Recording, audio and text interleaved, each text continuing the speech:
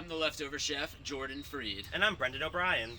And on the Leftover Chef, we go to unsuspecting friends' houses and we cook them a meal based off of the leftover ingredients that are in their fridge. Today we're visiting the house of Ruthie Trovato, so let's go see what's inside her kitchen this episode of Leftover Chef.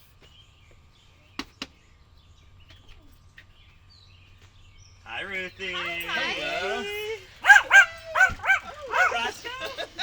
Welcome to my home. So, we are here today to cook you a meal.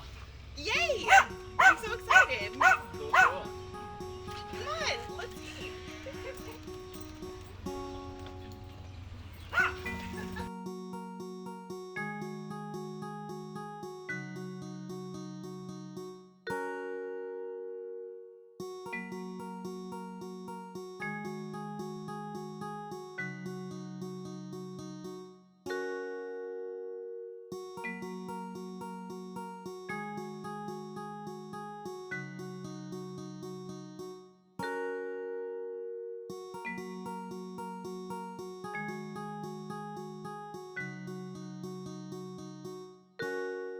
So Ruthie, I'm so excited to finally get into your kitchen. It's been so long. So what makes up the Ruthie Trovato family diet currently right now? We are into a lot of like comfort foods. You can take a look at what's in here. We are like a family who buys a lot of condiments and like jellies and all that stuff, but we don't necessarily use them all. Oh, We like to okay. kind of like test and try. I see you got some sweet relish Oh in my here gosh. that I'm vibing to We've already. tried. I don't know what I'm gonna use it for, but there's like a lot of sweet relish. Yeah, we've got some pickles Wow. and all that stuff. I know. It's You got some fresh so berries, much. some fresh arugula. tons. And you know what? The berries are a little bit off, so I'm thinking like, that could be for something. Have you ever had like red curry paste before? Not specifically like putting it in something, but I'm sure I've eaten something with red curry paste. All this. Wow, that's really It packs a punch. But they say it's like the hottest one. Oh, Not wow. hot. Wow. Not alive, right?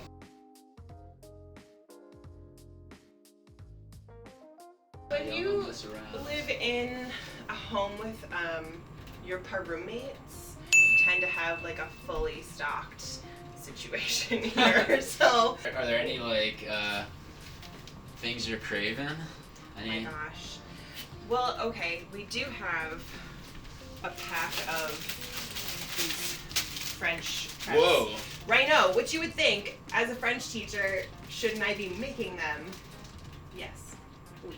But sometimes it's just more convenient to buy the ones that are ready-made. Wow. Maybe I'll make us some nice crepe lunch. I don't know if Maybe you... it's crepe day here. Maybe it is. Maybe it is crepe day. We'll find out very shortly.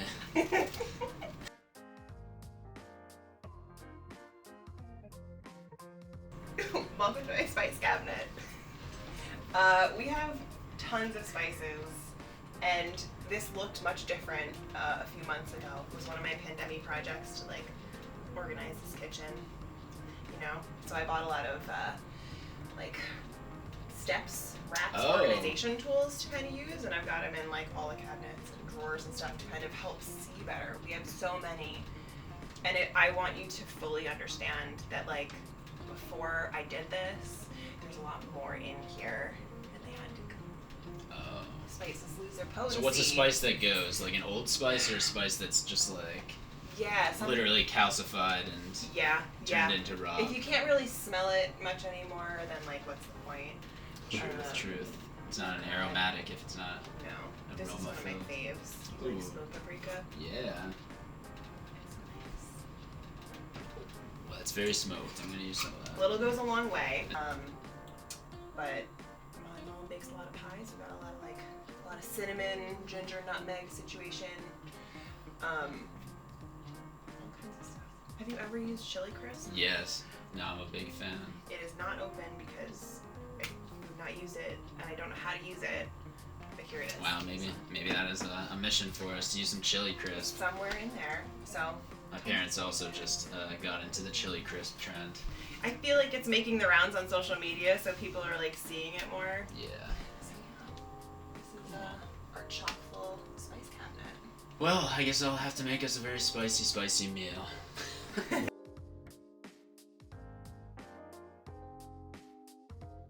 Hello everyone, we're joined by Ruthie Trovato today. Ruthie, thank you for being on The Leftover Chef. Hi, Brendan. This is my dream. I was saying before, we're actually at your dinner table that you grew up at. Yeah. So I'm sure there probably were many meals that were shared here, right? Lots. We, in fact, we eat together almost every night at the dinner table. Yeah. Was that important for your family to have that as a solid base? Yeah, it's just always been, every day since I've been, since I was born, we have dinner together, but it's not, we don't get weird about it where if you have to miss dinner or you're not here for whatever reason, you're not shunned, I think some people are really strict about it. It's just it's 6:31, you will not sit with us today. It's just a part of it, it's just a part of the routine. Yeah. What was your favorite meal growing up? Okay, I've always been told that I'm a little bit odd for how much I love breaded pork chops. Breaded baked pork chops with mashed potatoes or a baked potato and broccoli and a little applesauce. Okay. And that's my comfort, childhood comfort meal. Yeah, and who makes that? Is your mom or your my dad? mom. Yeah. But my dad's been venturing into making them. So if he is in charge of making them, they're good too. Yeah. So you mentioned before your parents' collection of both Yankee and Red Sox memorabilia. Yes. So your dad he grew up in New York and your mom from Massachusetts. Yes. So my dad's a diehard Yankee fan, but he's my dad's a really mellow person when it comes to his fandom. So he's not a rabid aggressive Yankee fan, but he loves that team with everything in him. And your mom, she's she grew up a Red Sox fan. Again, not a rabid fan, but will always root for the Red Sox. And I think she's just accepted that after 30-something years of marriage, she's this is it. I live in New York. I'm married to a Yankee fan. My kids are Yankee fans. This is it. Yeah. Have you noticed, is there any kind of especially with your mom being from Massachusetts, has there been any kind of New England influence into her cooking at all? Yeah, I think a lot of comfort foods, and my dad's mom is from New Hampshire and my grandfather's from Rhode Island too, so I'm of New England stock, and we have New England roots, and I think a lot of that was comfort foods, roasts, a lot of pies. Pies are huge. I'm surprised that there's no pie in the house right now, but I have a feeling there's probably one in the mix ready for the week. Yeah, well, you did bring us bagels too, because this is our Leftover Chef brunch episode, so we had to make sure that there were bagels, right? Yes. So for you, what is the perfect bagel, both in terms of the kind of bagel, where you get it from, how it's prepared, what's on it? I love a good, these are from a local deli, but I don't know where they get them from, and they won't tell anybody where they're from. But a New York bagel is where it's at. I've never had I know you guys are coming over from New Jersey, but you're in New York. Yeah, I feel like there's a lot of crossover there. We can appreciate both sides. It's in the tri-state, but I think a good poppy or sesame toasted with for me veggie cream cheese is great, or plain cream cheese with a little strawberry jelly on it. Okay, cool. Have you been able to travel a lot and get to try different foods in different areas that you've been to? Obviously past couple of years have been kind of hard for travel, but before that, I did a trip to Germany, Italy, and Switzerland for a week as a chaperone, and that was really fun to have authentic German food. Was really delicious. To have pasta in Italy, it was this is it. This is what we all dream about. For the viewers at home, Ruthie is also a high school French teacher. Yeah. So, have you had the chance to experience French cuisine in your times of being a French speaker? You know what? Yes, mostly from French restaurants here. Here's a fun fact about me. I've never been to France. Drove through it once during that trip to Germany. Not had authentic from France. I have had escargot from a French restaurant, which was Did you like it? You know what? It's covered in so much garlic and butter that you don't think about the fact that you're eating a snail. There it is. Yeah. Are you where do you fall on the scale of not being picky at all and being super super picky about what you eat? I feel if it's a scale of 1 to 5, right? If it's 1 being I am the pickiest eater, and 5 being like, give me everything. Mm. I think I'm probably, the older I get, more like a 4. Okay. There are some things I draw the line at. Like what? I mean, like, sometimes sushi scares me, and I know you don't like to hear that, probably, but it's fine. But Honestly, so for more context for you here at home, Sorry. we cut the camera. I am a sushi boy by trade, so like, but I do understand because like just like the idea, if I feel like we like as a culture, as a world, we like have accepted that like, oh, like we're just gonna eat raw fish, but the idea of eating raw meat in general is a weird kind of scary thing. It is. I mean, we have been using fire to cook our food for a long time because I think somewhere along the line we realized like, oh, it might make us sick. But there's one cave person who was like, I eat this bison raw. Yeah, and they were like, okay, bud, like, yeah. You're sticking to your old ways. You go open that over there. Okay, boomer. Do you cook a lot, Ruthie? I really enjoy cooking, and I would love to do more of it, but I guess I don't cook every single night. Sometimes it's like a handoff, especially since I'm, my parents and I are living here together, and we all kind of trade off, but I love to cook. And I have some go-to things, and sometimes I'm just like, this is too much for me to handle, but I'll be a sous chef. What are your go-to things to cook? I do like a chicken satay-ish stir fry. It's based on a Rachel Ray episode. Ooh, love Rachel Ray recipe. And you know how, remember she did 30-minute meals? That was her thing? Yes. That was a lie. Okay. Yeah. 30 minutes is not enough time to make almost any of her meals. Yeah. Whoa. Sorry, controversial statement, but I think it's before the prep. Like some of the things you have to prep ahead, and then from that point it's 30 minutes. Right. Well, there's like the classic Food Network food show thing where it's like, all right, you're gonna put this in the oven, and then all of a sudden they just like reach into a different oven and pull out the complete dish. Yes. And you're like, yeah, it's that easy, guys. Right, and it's like, oh, okay. But I think they actually started that with Julia Child.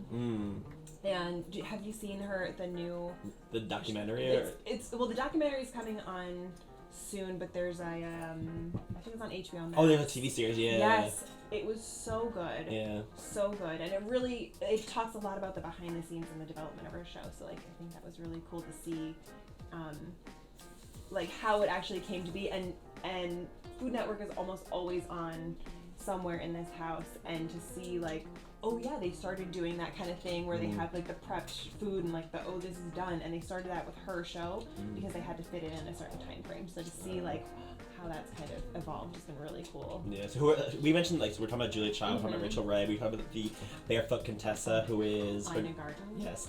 So who are some of the other tops for you that you either enjoy watching now or that you enjoyed watching when you were younger? Oh, I mean, Ina's been like a staple in this house and in my life for such a long time. She just, she's the ultimate. Yeah. What is it about her that you enjoy watching? I like that her food it's accessible, even though she seems like her lifestyle is not as accessible to everybody. She's a Hamptons lady, and she's like, lives this fabulous life, but she makes food that's people can make. People can do what she does, and it's delicious, and it doesn't have to be this crazy elaborate. It just has to be delicious. Yeah. So, yeah. And who else is on the list for you? I'm trying to think who else we've done. You a Bobby Flay girl? You know what? I liked Bobby's, like, he had a morning breakfasty brunch kind of show, which was fun. And I like Bobby Flay. I don't really root for Bobby Flay. I always root for the people who are. I know, yeah. I have a little behind the scenes scoop of I actually went to a taping of Bobby Flay. Did you really? I did, yeah. And it was.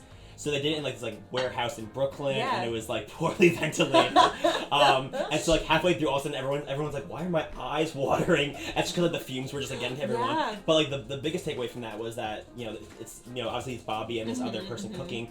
And then in the middle of it, one of the audience members goes, "Yo, Bobby, your food's burning!" And he runs over and they stop production so that we can like remake the food. And then he beat the guy. I know. Oh my god, that makes me so angry. Bobby Flay might be coming for us after this, but I don't care. Listen. It's an expose. I'm Bobby Flay. We don't need these fake chefs in here. No, you didn't sign an NDA. That's right. Maybe I did, but I don't remember. Oh well, it was so long ago. Yeah.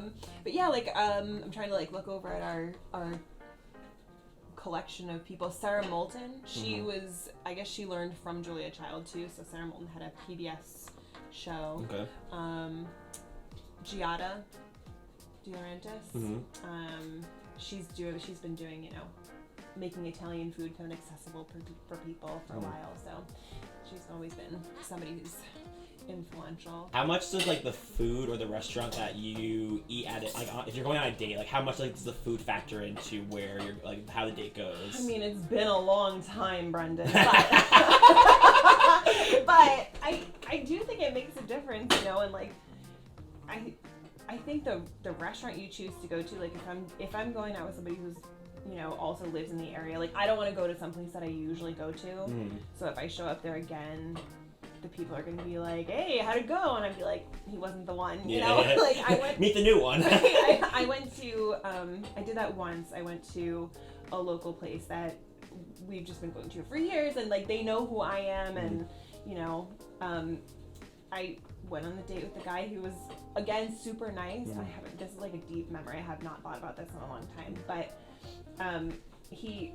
we had this date. It was nice, and it was like, "Bye, see ya." And then the next time I went in, they were like, I said, So it was so funny. I'm like, oh, maybe I shouldn't go to the places that I go to regularly. Right. They won't ask me about it, but I think having a good food, good conversation. If you can talk about the food in a positive way too, that's going to be helpful. And not be like, this is disgusting, and I don't want to eat this ever again.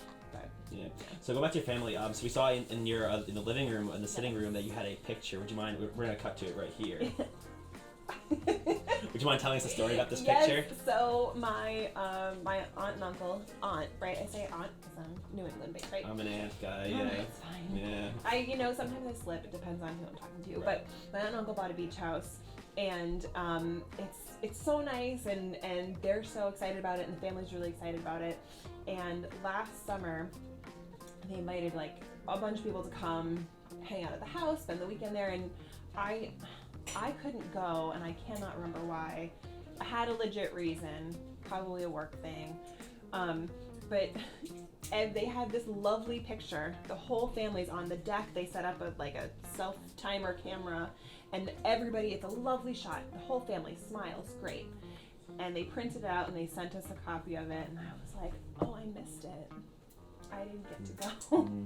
And so I went to go visit my aunt a couple months later. I was like, oh, gee, I'm sad I wasn't in this photo. She was like, well, we could take a picture of just you and put you in. I was like, okay, could Photoshop me in or not. I took a selfie with the name of the house behind me, and then I got a text a few weeks later from my aunt, and she had printed out the picture of me and put it in like a seashell, like a beach house seashell elaborate frame. Now it's next to the family picture. I'll have to send you a picture. Because there's the family, but then there's Ruthie. And then there's me, and like I have my own like seashell surrounded photo. Yeah, they're like, who's that? It's like, oh, she's like the Queen of Atlantis. Just having her join us today. Right?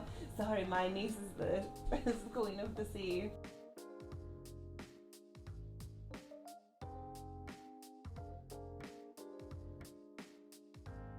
You know how like you have family members, like you make a really good macaroni, or you have a really good whatever. You kind of call on people to.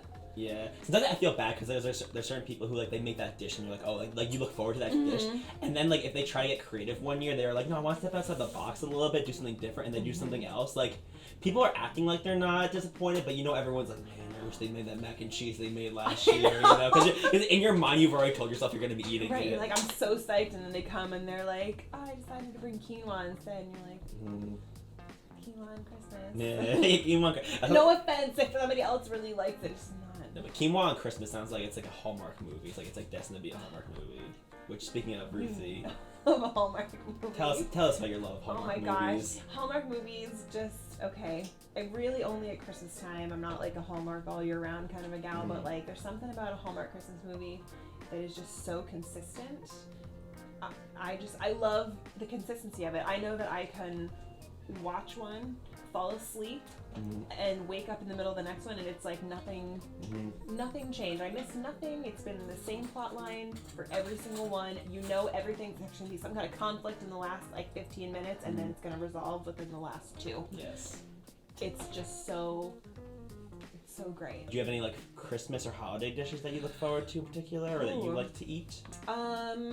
We definitely do a lot of Christmas cookies.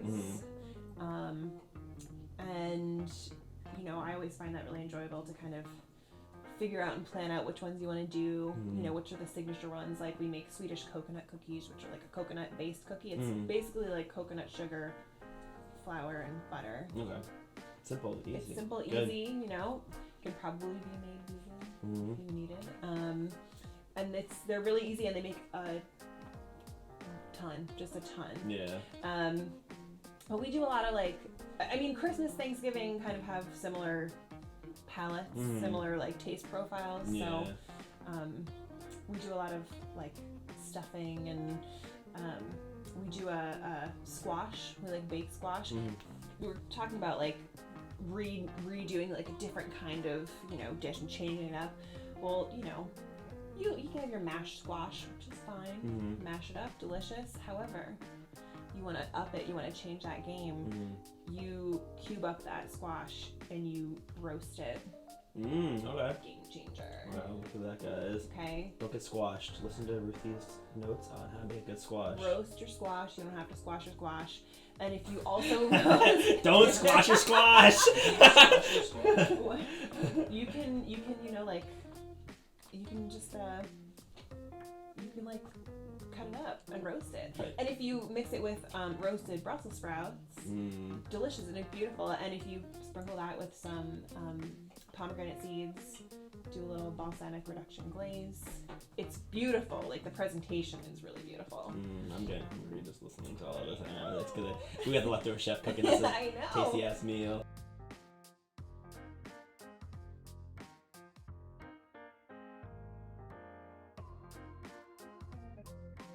So when we were outside before, there was a beer bottle in like the little, it was like a pot, right? Yes. Can you tell us a story about what that is? Okay.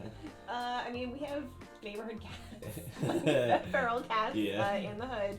And we had a neighbor who was feeding them, which is kind, but the population got a little too big, right. You know? And we did have people who would come in and like catch and spay and neuter and then release them back. So we still have some of the crew around. But sometimes if they're in the backyard, like I have a little 10-pound dog, and some of these cats are bigger than that. And if they're in the backyard, sometimes it'll just a little bottle rocket into the sky to kind of create that like whiz pop to kind of scare off the wow. cats. I did not guess. I thought that's where this was going. We're gonna put there, not at them. Right. No. Into the sky, yeah. Yeah, it's just into the sky and kind of be like, oh no, loud sound. Right, it's a warning shot. Cats are gonna scatter. Right. Sometimes I do feel like we are living in an Andrew Lloyd Webber musical. Like not anymore, but at the time, there were so many cats around that they would just be like lounging in the front. I'd come home and there'd be like one. I'm like, I'm just. So don't start singing "Memory." No, not here. I know. Not here. Not now. Yeah. Not my favorite musical. Yeah. Which I know again, touchy subject with the present company. However, right. Jordan is an alum of the Cats production. Yes. So yes. Not my favorite.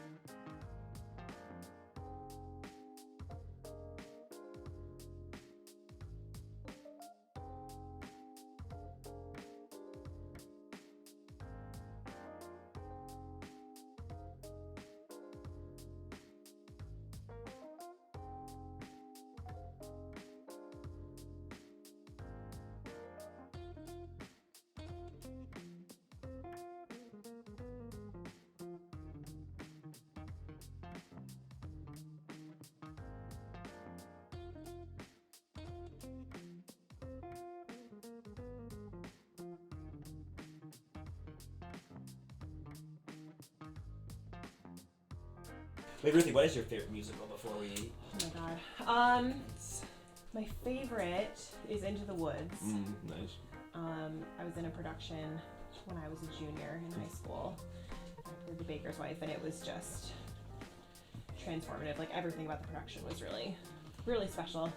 Cool. How did you get into doing theater? Because I know you do theater as a part of your job at the school, but also you we met doing improv, so you definitely have dabbled in a lot of different theatrical areas. I mean, I think I just got the bug when I was in 5th grade, and I was in a production of there's a piece called Carnival of the Animals, by Camille Saint-Saëns, and somebody put lyrics to all of it, and so each movement in the piece is based on a different animal, and so for the production we all dressed up like as the animals, and then you got to sing that song.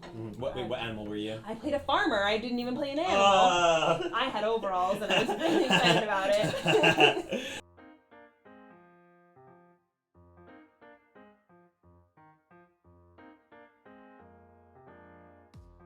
All right. Yay. We have our crepe salad coming up right here. Heck yeah. Ruthie, for the camera, can you say something in French that gives your feelings about eating a crepe salad? Crepes are all breaking. Oui, oh no, j'adore les crêpes.